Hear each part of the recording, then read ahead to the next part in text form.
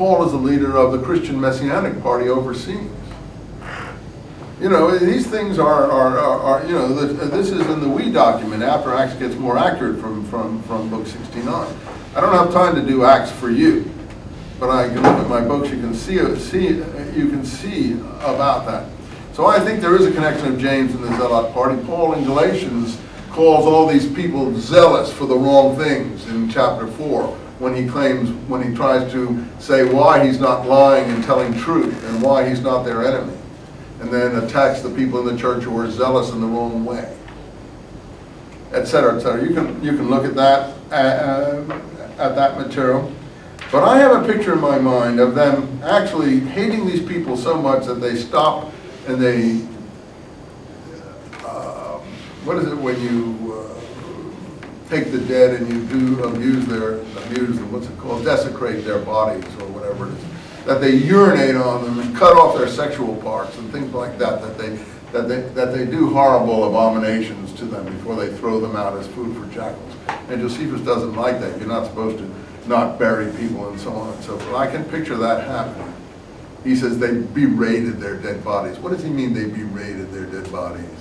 I'm sure there's more involved in there. Just they are angry, violent, ferocious people don't just berate someone's body. It's like, oh, you're a bad guy, you know, you got what you deserve or something like that. They do more than that. They desecrate their bodies and something. I think Josephus is being, you know, careful how he puts it.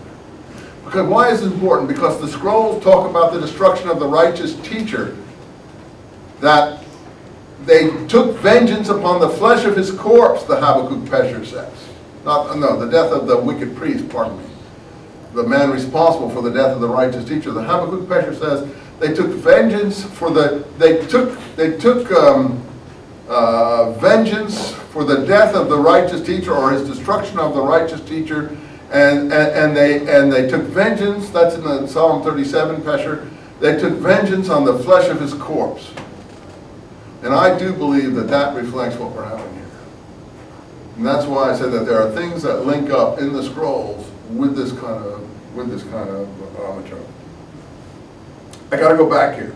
Anyway, so we have Caiaphas. It's an earlier generation of this same family, which is really hated. And now, with him were the chief priests and the elders. And it was nighttime. Now they've called a special Sanhedrin on the either eve of Passover or first night of Passover to deal with this person. No.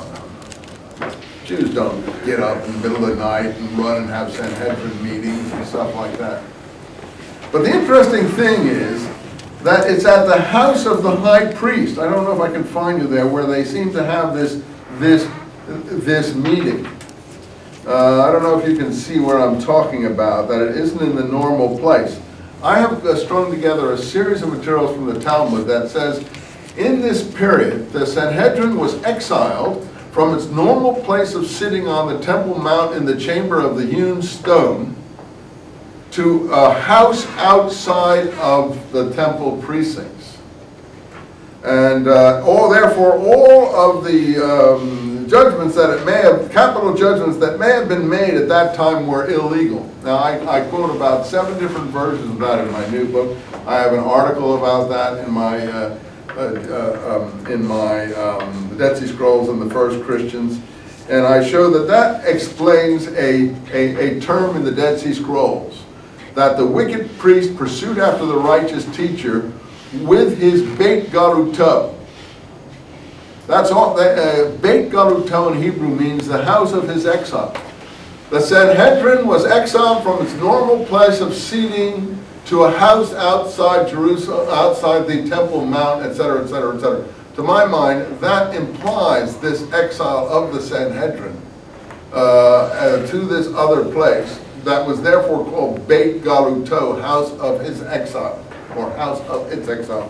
I go through that quite carefully. I know this is esoteric stuff, but it's interesting that the Gospels do back this up in that regard, that there was something that went on at the high priest's house. And I can visualize that.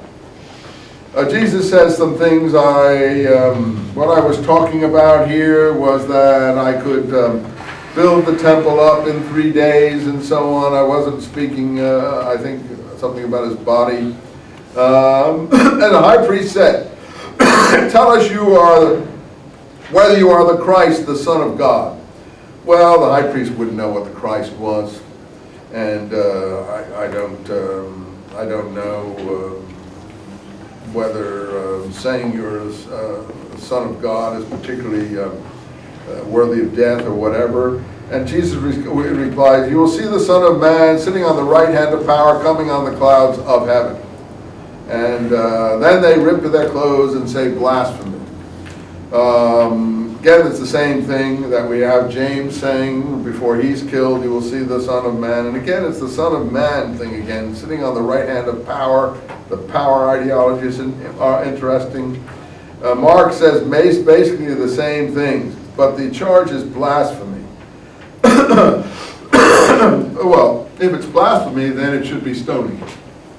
Blasphemy is actually the charge against James. Blasphemy in the Talmud is usually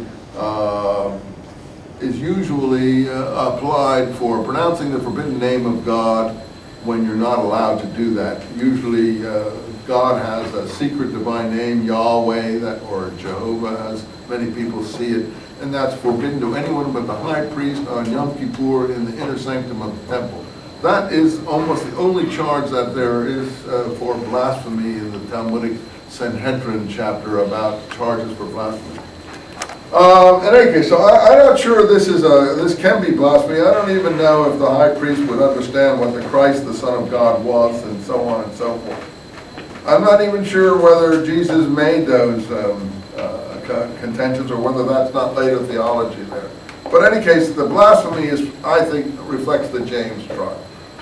Anyway, Jesus is not killed or executed in this narrative as a blasphemer. He's crucified, which is the Roman punishment for sedition and insurrectionary activities.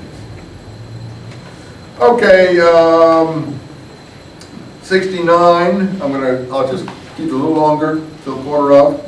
Peter is in the court and he says, "Were you with Jesus the Galilean?"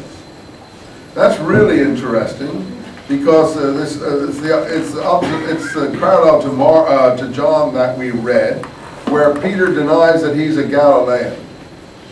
And Jesus is called Jesus the Galilean. In Mark, remember, he was the Nazarene, or rather in John he was the Nazarene.